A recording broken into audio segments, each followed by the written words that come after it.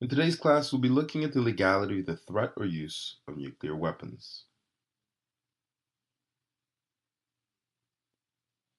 In 1996, the United Nations General Assembly asked the International Court of Justice to urgently render an advisory opinion of the following question: is the threat or use of nuclear weapons in any circumstance permitted under international law? The legal mechanism referred to in the ICJ's decision was the Lotus case. In 1926, a collision between a French steaming ship and a Turkish steaming ship resulted in the deaths of 8 Turkish nationals. In 1927, the Lotus case was presented before the Permanent Court of International Justice.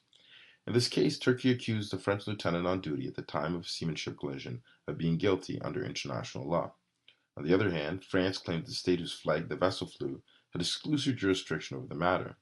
However, both ships flew the same flag. The court therefore rejected France's position, stating that there is no rule in effect in international law.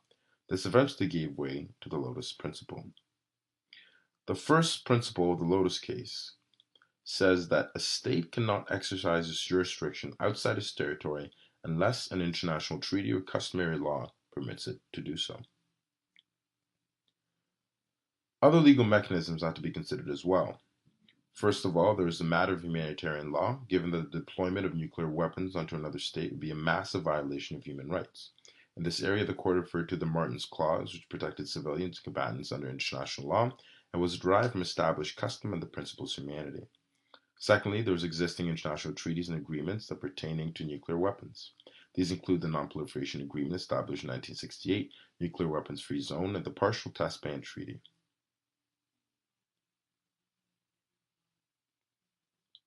The ICJ considered 3 key arguments as it sought to render its opinion.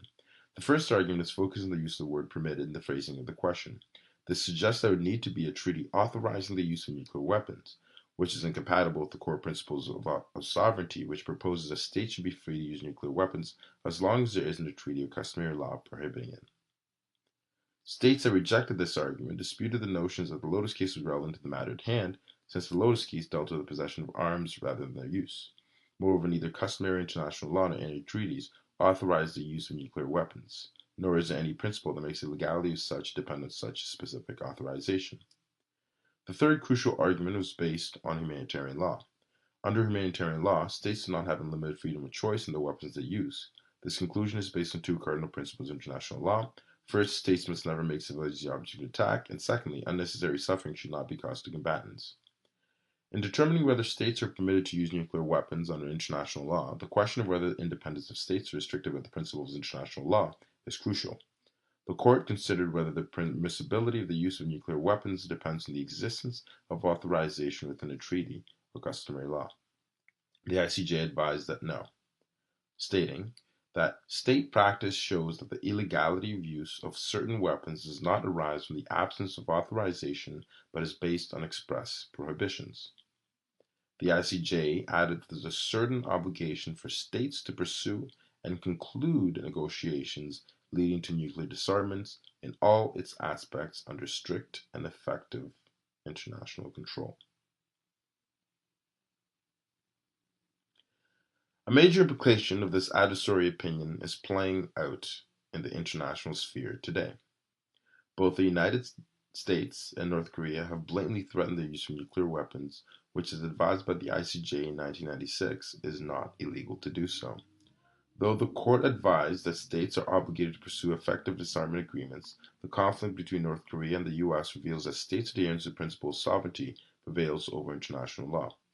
Another important factor of the note in the ICJ's 1996 decision was the concept of self-defense. Although the court concluded that the threat or use of nuclear weapons would generally be contrary to the rules of international law applicable in armed conflict, and in particular to the principles and rules of humanitarian law, it could not conclude definitively whether the threat or use of nuclear weapons would be lawful or unlawful in extreme circumstances of self-defense in which the very survival of the state would be at stake. So the question lies, to what extent can a country claim its exercise self-defense? Does that enable North Korea to possess weapons in the case of an attack, deploy these nuclear weapons? As a result, this issue is now important more so than ever. And until we reach the ultimate goal of full nuclear disarmament, it will still continue to be a very important issue. Thank you for watching. This is the end.